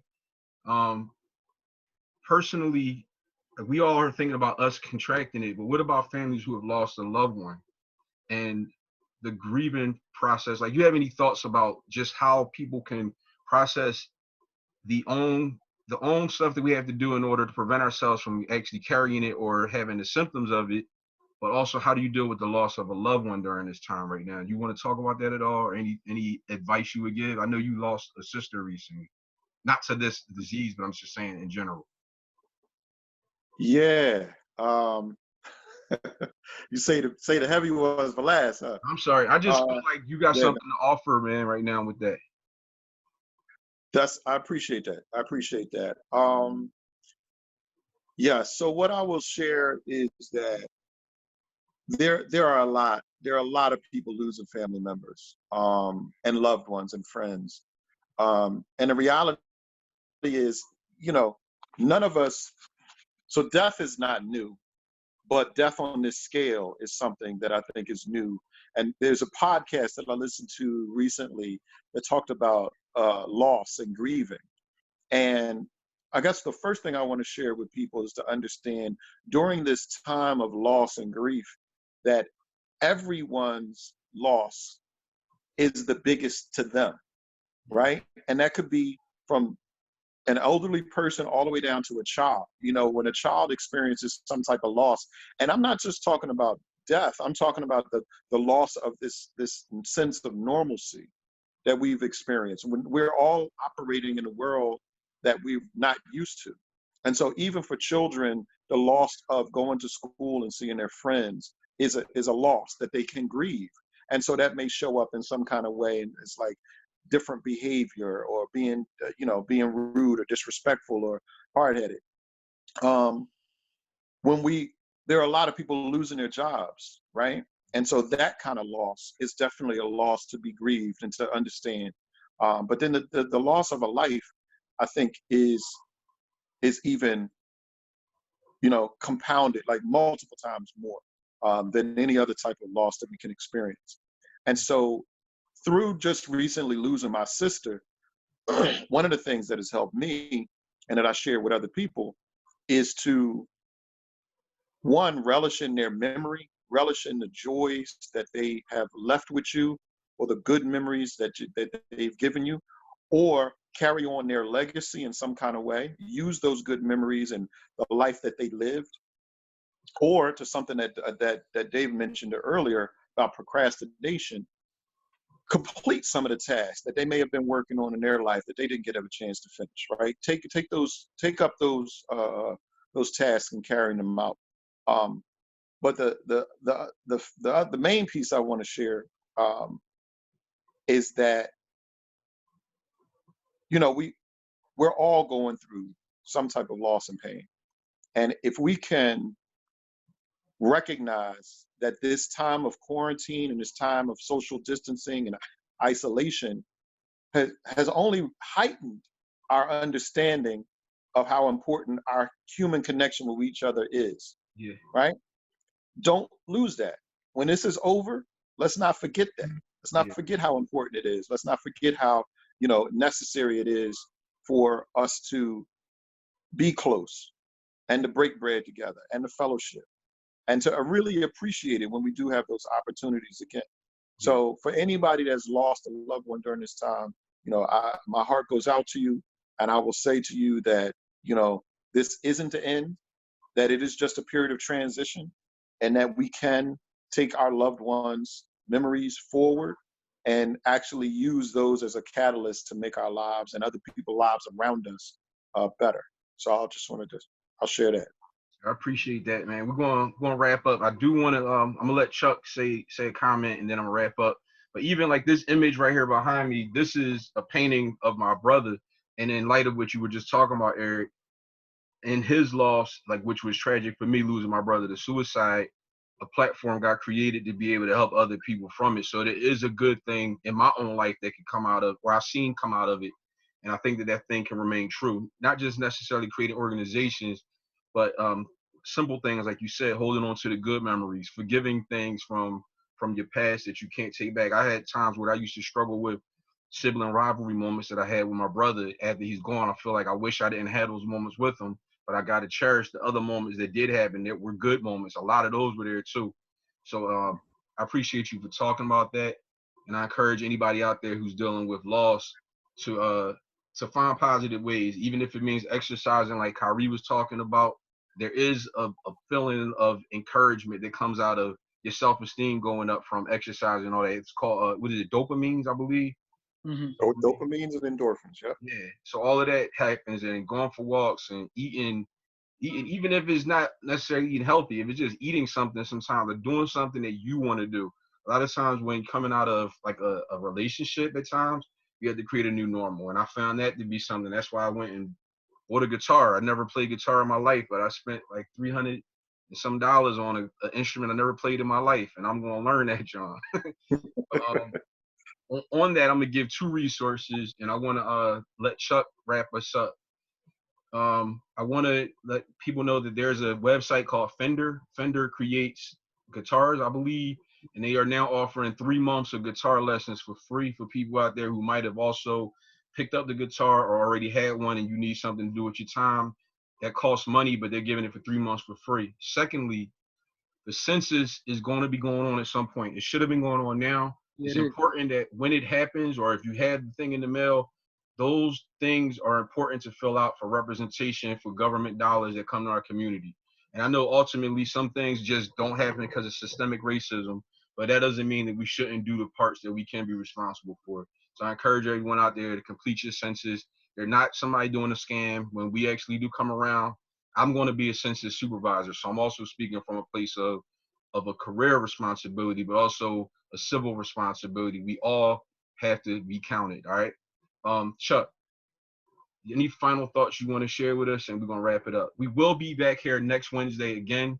I want to let everybody know we're going to be discussing fatherhood, veterans, first responders. Eric, you remember the other subjects we talked about? Oh, we got a whole list of stuff. One of the things that we talked about, and I'm excited, is your financial management during this time, because so many people have lost their jobs. But also, somebody mentioned Think and Grow Rich. One of the concepts that I wanted to mention earlier that I didn't was there are a lot of people who've grown wealthy over a period of time during times like this. So we're going to be talking about financial management for everybody that's either really struggling hard and facing like unemployment or loss of wages or loss of a gig job. Figure out how to rebound after this. So. You know what? I think we should probably touch on that next week while everybody got their stimulus checks. We can encourage people to do something responsible with it right now, even though that stimulus check is not enough to actually, for people who already were still sustained, I guess it's something. But if you were looking for that as your only source of income, it's not meeting all the needs you had. But Chuck, you got any final comments before we get out of here? I mean, to Ihsan and Eric for just having me on here. I had a great time with the brothers this evening. I think a lot of great things were shared, and I know that I'm going to take away a few things that was mentioned.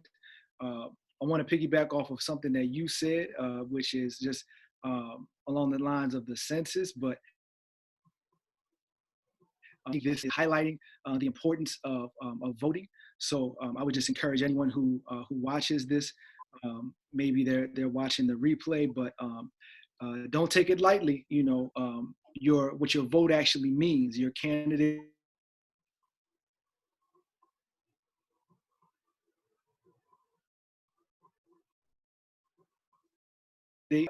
Your vote means way more than just your choice for who's going to run this country. I often tell folks that when you are voting, what you are telling your local government is that, hey, I do things, I participate. So if I have a complaint about my street, if my street needs to be redug up or something, council people, and I'm sure Eric can speak about this, but council people will react where they see the votes kind of coming in. So if you are a voter, if you are someone who participates, then you can expect your voice to be heard, not just only when you are making your choice for public office, but when you have, I believe it's called a constituent issue. So I'll say that. Certainly to all those, I just want to let everyone know that I'll be continuing to pray for everyone who's been a part of this. Those who are dealing with loss, those who are dealing with illness, with financial insecurity, I'll certainly be praying, and I just want to make sure everyone feels, encouraged. This is a tough time, but if you look through the story of the African American here in this country, we've been through worse and prevailed, and we'll continue to do so even in this situation. One more book plug. I want to make sure. Earlier, I talked about a book. I didn't mention the author, but that was Courageous Conversations Connect, and that's written by Dr. R.G. Allen, and her name is hyphenated, and she's gonna kill me. But yes, that it's a fantastic book. Dr. R.G. Allen Wilson. Okay. There you go. Please check that out. Excellent. David, you got any book plugs that you want? Everybody, I think everybody got some reference to a book in. I know, Dave, if you are either an avid reader or if there's something that you recommend to some of your students, any resources that you want to share before we get off? I think there you go. Gotcha. I am an avid information seeker, so yes, I do read, and I do watch a lot of documentaries. So right now, I'm not reading much. The last book I finished was Dale Carnegie's How to Win Friends and Influence People. Mm-hmm. And I started watching the documentary Out of the Darkness on Amazon. It's a 3-hour long documentary, so I'm taking it in chunks, but it talks about the African influence prior to slavery. And it has some of the top names like Dr. Umar Johnson, that whole group of people. I'm drawing a blank on names. Yeah. And where'd you find that at? Is that on YouTube? It's on Amazon. Amazon Prime. Oh, exactly. Yeah, I've seen the title. Okay. Amazon Prime. So that's what I've been like looking at and reading. I did start the new Jim Crow, but how none of that really pertains to what we're talking about tonight and trying to everybody's mental health cope with the current situation. So listen, it's still black folks and social disparities, brother. Yeah. So that I started that book, and then yeah. Okay. What was the other final book that I finished? Y'all go ahead. I'll find it in a second. Okay. Well, one of the reasons we do these conversations because we want to leave people with some practical information. So for everybody that's watching either live or on recording, we'll be able to post the names of the guests, their organizations that they represent, or the resources that they've shared, including books. So Found it. Yeah. Okay. Hello? Yeah, so next Wednesday, we'll be doing another edition of Wellness Wednesday, 6 p.m. Facebook Live. If anybody's seeing this on someone else's feed, the original feed comes from the My Brother's Keeper Cares page on Facebook. It'll be restreamed on my page, on Eric's page, on whoever's page shares it on a watch party. But you're welcome to join us every Wednesday going forward until we say we're done. But for now, we plan on doing this throughout the upcoming weeks, and then we'll change the content on a weekly basis, and the guests will also change. I appreciate you, Chuck. I'm sorry, Chuck, you about to say something? No, I wanted to shout you guys out. I don't, if people don't know, can you talk about you have a in-person forum that I'm sure will resume once this is all, we've triumphantly come out of this. Can you talk about that for just folks who don't know? Yeah, so My Brother's Keeper is also a monthly meeting, the My Brother's Keeper community night gatherings we do at the public library. We've done it we did it all in 2019. We actually were supposed to resume last Wednesday, but due to the public shutdown right now of everything, we couldn't do it. But the the process going forward, once we get out of this pandemic, we're going to do the community nights at the library. We also have mentorship programs to connect with schools. We also have partnerships with different institutions, businesses in the community.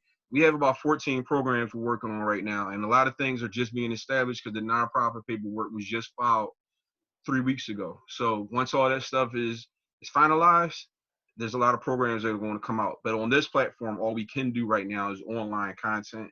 But once we come out of this, there's a whole lot of hands-on work that we're going to continue to do. Eric is one of my mentors, and he's also on the board for MBKCares. And we connected on the death of a young man in our neighborhood who died from suicide. So now we have similar passions to help people with bullying and just help people grow, and like whatever we can do, man. So I'm thankful that you even asked me that question, because there is going to be some more stuff that's going to come out of this. Awesome. Yeah, but we just got to get out of this. So for now, I hope that everybody out there who's listening and everybody who participated heard something or said something that encouraged you and others, because I appreciate it, and I heard a lot of things that I didn't hear before. It was encouraging. All right. All right, gentlemen, before we leave, I just want to say thank you for your time, and thank you for inviting me as well, Eric.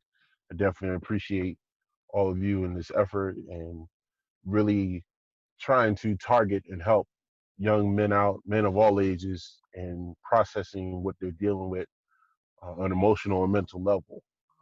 So I definitely look forward to listening in the future. The book that I had just finished reading was How the Other Half Banks, by I can't really say a name because it's somewhere in the Hindu, Pakistani, and that Okay. realm, but the last name is Baradaran, and it talks about the historical redlining and systemic oppression of minority-owned banks in the United States. And as we know that, our economic freedom, or our freedom period, depends on our economic strength. And it talks about the historical patterns and ways that banks were manipulating minority buyers, especially the 2008 market crash. How Wells Fargo, the Department of Justice sued Wells Fargo for intentionally targeting minorities for those subprime mortgages when they qualified for their traditional mortgage programs. Yes. Well, So, take a picture of the book cover, and send it to me, or text me the title, and we'll share it in the comments of this as we wrap this up. We're going to put all of that information in the comment section, so people can find it. All right. Yeah. All right, but thank you. All right, you guys take care. All right, you too. Everybody out there, thank you for your time and attention. Everybody have a peaceful week. Lord willing, we'll be on here together next week. Have a peaceful night, everybody. All right, y'all. Peace. Thank you. God bless.